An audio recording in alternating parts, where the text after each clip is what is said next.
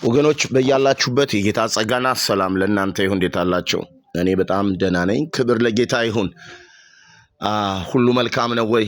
እኔ ሰላም ነው፣ መልካም ነው። ባለፈው የእግዚአብሔርን ቃል መንፈሳዊነትን ማስቀጠል የሚል እየተማርን ነበረ። ዛሬም ከዚያ በመነሳት መንፈሳዊነትን ስለማስቀጠል መጽሐፍ ቅዱስ እንዴት ማስቀጠል እንዳለብን፣ ምን ማስቀጠል እንዳለብን፣ እንዴት ማስቀጠል፣ ምን ማስቀጠል እንዳለብን በብዛት ይነግረናልና ባለፈው ስንማር የምንከተላቸው መርሆች አሉ ብለናል። መንፈሳዊነትን ለማስቀጠል የምንከተላቸው መርሆች አሉ። ለምሳሌ ጳውሎስ የኋላዬን እየረሳሁ ያልያዝኩትን ለመያዝ ወደፊት እዘረጋለሁ እንዳለ ትናንትን መርሳት የሚል ሐሳብ አንስተን በጣም የእግዚአብሔርን ቃል እያየን ነበር። ዛሬም ከዚያ የቀጠለው እንማራለን። እስኪ ከዚያ በፊት ግን ጌታን እናመሰግናለን። ጌታን እናመሰግናለን። አንድ ቦታ ላይ አነባለሁ የእግዚአብሔርን ቃል። አንድ ቦታ ላይ አነብና አመስግነን ወደ ትምህርታችን እንሄዳለን ማለት ነው። መዝሙረ ዳዊት ምዕራፍ 1 ላይ እንዲህ ብሎ ይናገራል። ምስጉን ነው በክፎች ምክር ያልሄደ፣ በኃጢአተኞች መንገድ ያልቆመ፣ በዋዘኞች ወንበር ያልተቀመጠ፣ ነገር ግን በእግዚአብሔር ሕግ ደስ ይለዋል፣ ሕጉን በቀንና በሌሊት ያስባል። እርሱም በውሃ ፈሳሾች ዳር እንደተተከለች ፍሬዋን በየጊዜው እንደምትሰጥ ቅጠሏም እንደማይረግፍ ዛፍ ይሆናል። የሚሰራው ሁሉ ይከናወንለታል። ክፎች ግን እንዲህ አይደሉም፣ ነገር ግን ነፋስ ጠርጎ እንደሚወስደው ትቢያ ናቸው። ስለዚህ ክፎች በፍርድ ኃጢአተኞች በጻድቃን ማህበር አይቆሙም። እግዚአብሔር የጻድቃንን መንገድ ያውቃል፣ የክፎች መንገድ ግን ትጠፋለች ይላል።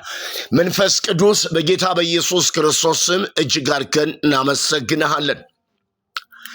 ያንተ ቃል ማለዳ ማለዳ አዲስ ነው። ያንተ ድምፅ ማለዳ ማለዳ አዲስ ነው። ሁል ጊዜ ደግሞ በቃልህ ልጆችህን፣ ሕዝብህን እግዚአብሔር ሆይ ትናገራለህ፣ ትመክራለህ፣ ታበረታታለህ። የደከሙትን እግዚአብሔር ሆይ የዛሉትን፣ አቤቱ የተሰበሩትን፣ የወደቁትን ታነሳለህ፣ ትጠግናለህ። በቃልህ እግዚአብሔር ሆይ የሰው ልጆችን ሕይወት ትመራለህ። መሪያችን፣ አስተማሪያችን፣ ኃይላችን፣ ጉልበታችን፣ አስተንፋሳችን፣ ሕይወታችን አንተ የዘላለም መኖሪያችን፣ ሰሪያችን፣ ካለመኖር ወደ መኖር ያመጣህን እግዚአብሔር በኢየሱስ ክርስቶስ ስም እናመሰግንሃለን። መንፈስ ቅዱስ ደግሞ በዚህ ማለዳ ከአንተ ጋር እንዴት መቀጠል እንዳለብን፣ መንፈሳዊነትን እንዴት ማስቀጠል እንዳለብን የጀመርነውን አንተ እስክትመጣ ጌታቸው በመጣ ጊዜ ሲተጉ የሚያገኛቸው እነዚያ ባሮች ብፁዓን ናቸው ተብሎ በቃልህ እንደተጻፈ እንድናስቀጥል እንድንተጋ ደግሞም ዛሬ ቃልህን ልታስተምረንና ልትናገረን ያንተ በጎ ፈቃድ ስለሆነ በኢየሱስ ክርስቶስ ስም እጅግ አድርገን እናመሰግንሃለን። አቤቱ ልጆችሽ ከእግዚአብሔር የተማሩ ይሆናሉ፣ የልጆችሽ ሰላም የበዛ ይሆናል ይላል። ካንተ የሚማር ሰላሙ ብዙ ነው። አስተምረን በኢየሱስ ክርስቶስ ስም አሜን። እግዚአብሔር የተባረከ ይሁን። እንግዲህ መንፈሳዊነትን መቀጠል ብለን ስንል ሰዎች በአመፅ ይቀጥላሉ፣ ሰዎች በክፋት ይቀጥላሉ። ሰዎች ክፉን፣ አመፅንና ተንኮልን፣ ውሸትንና ርኩሰትን በመፈጸም በማከናወን ሌሊትና ቀን ሁልጊዜ በክፋት ይቀጥላሉ፣ ሁልጊዜ በክፋት ይቀጥላሉ። ጻድቃን ደግሞ በክርስቶስ ኢየሱስ በማመን የዘላለም ሕይወት ያገኙ ደግሞ በጽድቅ ይቀጥላሉ፣ በጽድቅ ይቀጥላሉ፣ በመንፈሳዊነታቸው ይቀጥላሉ። እንደ እግዚአብሔር ፈቃድ፣ እንደ እግዚአብሔር ሐሳብ የትናንትናውን እየረሱ የትናንትናውን እየተዉ የትናንትናውን ሳይሆን የነገውን እየተመለከቱ የትናንትናውን ሳይሆን የነገውን አሻግረው እያዩ መንፈሳዊነታቸውን ያስቀጥላል። እንግዲህ ባለፈው ስናይ የገላትያ ሰዎች ከዚያ መንፈሳዊነት ወርደው ወደ ስጋዊነት እንዴት እንደተመለሱ፣ በመንፈስ ጀምረው እንዴት በስጋ እንደጨረሱ፣ በመንፈስ ጀምረው ፍጻሜያቸው ግን እንዴት ስጋዊ እንደሆኑ ወደ መጀመሪያው ወደ የሚናቀውና ወደዚያ ትተውት ወደ ወጡ የሕግ ትምህርት እንዴት እንደተመለሱ ጳውሎስ ምጥ ይዘኛል ብሎ እስኪናገር ድረስ የመጀመሪያውን መንፈሳዊነትን እንዴት እንደተውና እንዴት እንደጣሉ እንዴት ያንን ትተው ሌላ እንዴት እንደተከተሉ ይናገራልና ዛሬም እኔና እናንተ መንፈሳዊነታችንን እንዴት ነው እያስቀጠልነው ያለ? መንፈሳዊነትን እንዴት ነው እያስቀጠልን ያለ? ስለዚህ ትናንቱን እየረሳን ያልያዝነውን ለመያዝ መንፈሳዊነትን ለማስቀጠል መገስገስ እንዳለብን ዋላ የውሃ ምንጮችን እንደሚናፍቅ ነፍሴ አንተን ትናፍቃለች እንዳለ ዳዊት በምድረ በዳ እንጨትና ውሃ በሌለበት ምድረ በዳ ኃይልህንና ክብርህን አይ ዘንድ እንዲሁ በመቅደሱ ውስጥ ተመለከትኩህ እንዳለ የቆሬ ልጆችም ሲዘምሩ ዋላ የውሃ ምንጮች እንደሚናፍቅ ነፍሴ አንተን ናፈቀች ብለው እንደዘመሩ እግዚአብሔርን በመናፈቅ መንፈስ እግዚአብሔርን በመሻት እግዚአብሔርን በመፈለግ መንፈስ ሁል ጊዜ ወደፊት መዘርጋት መንፈሳዊነታችንን ማስቀጠል እንዳለብን ይነግሩናል ማለት ነው። ስለዚህ ዛሬ እኔና እናንተ ለመሆኑ ምንድነው ማስቀጠል ያለብን? እሱ ላይ ነው ትንሽ ነገሮችን የምናይ። ከዚህ በኋላ ተከታታይ እነዚህ ነገሮችን እናያለን። ምንድነው ማስቀጠል ያለብን? የመጀመሪያ ማስቀጠል ያለብን መንፈሳዊ ትጋታችንን። መንፈሳዊ ትጋት በአንድ ወቅት ጀምረን በአንድ ወቅት የምናገኘው ጉዳይ አይደለም። በመኃይለ ሰለሞን ላይ ውዷን እስከምታገኘው ድረስ አጥብቃ የፈለገቻች ሴት እስክናገኘው ድረስ አምላካችን ጋር በሙላት እስክንገናኝ እሱ ወደኛ እስኪመጣ ወይንም እኛ ወደ እሱ እስክነድ ድረስ መትጋት ተግተን እሱን መፈለግ ይጠበቅብናል። ስለዚህ ከምናስቀጥላቸው ነገሮች ከምናስቀጥላቸው ዋናና መንፈሳዊ ነገሮች አንዱ መንፈሳዊ ትጋት ነው። መንፈሳዊ ትጋት ወይንም ደግሞ መትጋት ምንድን ነው ካልነ መንፈሳዊ ትጋት በትናንትናው ባለመርካት የትናንትና ይበቃኛል ባለማለት ትናንትና ላይ ባለመቆም ሌላን አዲስን ነገር ከእግዚአብሔር ዘንድ ለመቀበል ከመገለጥ ወደ መገለጥ ለመሸጋገር ከኃይል ወደ ኃይል ለመሄድ ከክብር ወደ ክብር ለመሄድ ከሙላት ወደ ሙላት ለመሄድ ከማስተዋል ወደ ማስተዋል ለመሄድ ከእግዚአብሔር ጋር ለመገናኘት ወደ ሙላቱ ልክ ለመግባት ወደ እሱ ሐሳብና ፈቃድ መገስገስ ነው። ስለዚህ መንፈሳዊ ትጋታችን የማይቀጥል ከሆነ መንፈሳዊነታችን ሊቀጥል አይችልም ማለት ነው። መንፈሳዊነት የሚቀጥለው መንፈሳዊ አገልግሎት የሚቀጥለው ቅድስና የሚቀጥለው ጽድቅ የሚቀጥለው እውነት የሚቀጥለው ሕይወት የሚቀጥለው መንፈሳዊ ትጋታችን ሲቀጥል ነው ማለት ነው። ብዙ ጊዜ ሰዎች በአንድ ወቅት መጸለይ ይጀምሩና በአንድ ወቅት የተለያዩ አገልግሎቶችን ማገልገል ይጀምራሉ።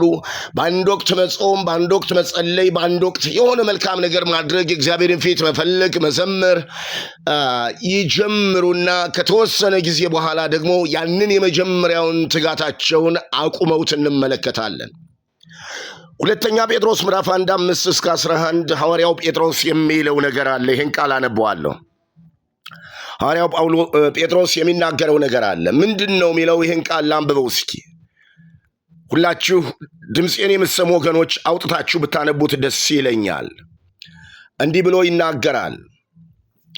ስለዚህ ምክንያት ይላል። ከላይ የሚለው ነገር አለ። ጳውሎስ ታላቅ ተስፋ እንዳለን የከበረ ነገር እንዳለን ይናገርና ስለዚህ ምክንያት ትጋትን ሁሉ እያሳያችሁ በእምነታችሁ በጎነትን ጨምሩ። ትጋትን ሁሉ እያሳያችሁ በእምነታችሁ በጎነትን ጨምሩ፣ በበጎነትም እውቀትን፣ በእውቀትም ራስን መግዛትን፣ ራስ በመግዛትም መጽናትን፣ በመጽናትም እግዚአብሔርን መምሰል፣ እግዚአብሔርን በመምሰል የወንድማማች መዋደድ፣ በወንድማማች መዋደድ ፍቅርን ጨምሩ። እነዚህ ነገሮች ለእናንተ ሆነው ቢበዙ በጌታችን በኢየሱስ ክርስቶስ እውቀት ሥራ ፈቶችና ፍሬ ቢሶች እንዳትሆኑ ያደርጓችኋል ይላል። ፍሬያማ መሆን የምትችሉት ነው የሚለው በእምነት ላይ በጎነትን መጨመር የምትችሉት በእምነታችሁ ላይ በጎነትን መጨመር የምትችሉት፣ በበጎነት ላይ እውቀትን መጨመር የምትችሉት፣ በእውቀትም ላይ ራስን መግዛት መጨመር የምትችሉት፣ ራስን በመግዛትም መጽናትን መጨመር የምትችሉት፣ በመጽናትም እግዚአብሔርን መምሰልን ላይ መጨመር የምትችሉት፣ እግዚአብሔርን በመምሰል በወንድማማችን መዋደድ መጨመር የምትችሉት ስትተጉ ነው ይላል ሐዋርያው ጴጥሮስ። ስትተጉ ነው፣ ትጋትን ስታሳዩ ነው። መንፈሳዊ ትጋት ሲኖራችሁ ነው መንፈሳዊነታችሁ መቀጠል የሚችለው። እምነታችሁ ላይ ሌላ ነገር እየጨመራችሁ የምትመጡት፣ እውቀትን የምትጨምሩት፣ ራስን መግዛት የምትጨምሩት፣ ማስተዋልን የምትጨምሩት፣ እግዚአብሔርን መምሰልን እየመሰላችሁ የምትጨምሩት፣ የምታድጉት፣ ወደፊት የምትገሰግሱት፣ መንፈሳዊነታችሁ የሚቀጥለው ስትተጉ ነው ይላል። ትጋት ከሌለ መጨመር አትችሉም እያለ ነው። ስትተጉ ነው ፍሬያማ የምትሆኑት። ስትተጉ ነው እየጨመራችሁ መንፈሳዊ እድገታችሁ እየጨመረ የሚሄደው ነው የሚለው። ትጋት አስፈላጊ እንደሆነ ይናገራል ማለት ነው ጴጥሮስ። ትጋት አስፈላጊ እንደሆነ ይናገራል። የምንጨምረው ዛሬ እኔና እናንተ መንፈሳዊነታችን የሚቀጥለው፣ መንፈሳዊነታችን የሚያድገው፣ መንፈሳዊነታችን ወደ ክርስቶስ ኢየሱስ ሙላት ልክ የሚሄደው፣ በእምነት ላይ በጎነትን የምንጨምረው፣ በበጎነት ላይ ራስ መግዛትን፣ ራስ በመግዛት ላይ እውቀትን፣ በእውቀት ላይ እየጨመርነ የምንሄደው፣ በነገር ሁሉ ግሮአፕ የምናደርገው፣ የምናድገው፣ እያደግን የምንሄደው፣ እየጨመርነ የምንሄደው መንፈሳዊ ትጋት ሲኖረን ነው። ያለ መንፈሳዊ ትጋት መንፈሳዊ እድገት የለም። ያለ መንፈሳዊ ትጋት መንፈሳዊነት አይቀጥልም። ያለ መንፈሳዊ ትጋት መንፈሳዊነታችን አያድግም። በመንፈሳዊው ዓለም ላይ ተጽዕኖ መፍጠር አንችልም። ስለዚህ ወገኖች መንፈሳዊነትን ማስቀጠል ለአማኝ እጅግ የመጀመሪያው አስፈላጊ ወሳኝ ነገር ነው። ብዙ ጊዜ ቅድም በመግቢያ ላይ እንደተናገርኩትኝ ሰዎች መጸለይ በአንድ ወቅት ልማዳቸው ነበር። ይጸልዩ ነበር፣ ያመልኩ ነበር፣ በጎ ነገር ያደርጉ ነበር። የተለያዩ መንፈሳዊ ትጋቶች ነበራቸው። ነገር ግን ደግሞ ሲያቆሙና ተመልሰው ወደ ኋላ አቁመው ሕይወታቸው ወደ መጀመሪያ ወደ ተነሱበት ሲመለስና መንፈሳዊ እድገታቸው ቀጭጨው ልክ እንደ ገላትያ ሰዎች በመንፈስ የጀመሩትን በሥጋ ሲጨርሱት ሲፈጽሙት እንመለከታለን። ዛሬ ወገኖቼ አንድ ነገር ልላችሁ እፈልጋለሁ። መንፈሳዊነት መቀጠል የሚችለው ትጋትን ስናስቀጥል ብቻ ነው። መንፈሳዊነታችን ሊቀጥል የሚችለው መንፈሳዊ ትጋታችን ሲቀጥል ብቻ ነው። ጌታ ኢየሱስ ክርስቶስ ሊመጣ ካለው ጥፋት ለማምለጥ እንግዲህ ትጉ አለ።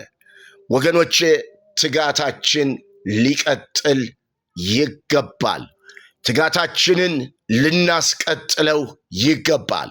መጸለያችን፣ መጾማችን፣ እግዚአብሔርን ቃል ማንበባችን፣ ማሰላሰላችን፣ እንደ እግዚአብሔር ቃልና እንደ እግዚአብሔር ፈቃድ እግዚአብሔርን ፈቃድ ማገልገላችንን ማስቀጠል መቻል አለብን።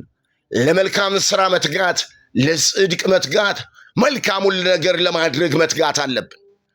ከትጋታችን ወይንም ደግሞ ከመንፈሳዊ ነገራችን የሚያጎሉንንና የሚያሰናክሉን ነገሮች እነሱን ከመንገዳችን እንደ እግዚአብሔር ቃል ያልሆኑትን ልናስወግዳቸው ይገባል። እግዚአብሔር የትጋትን መንፈስ ይስጠን። ወገኖች እንቀጥላለን። ክብር ለእግዚአብሔር ይሁን። ቀጣይ እንቀጥላለን።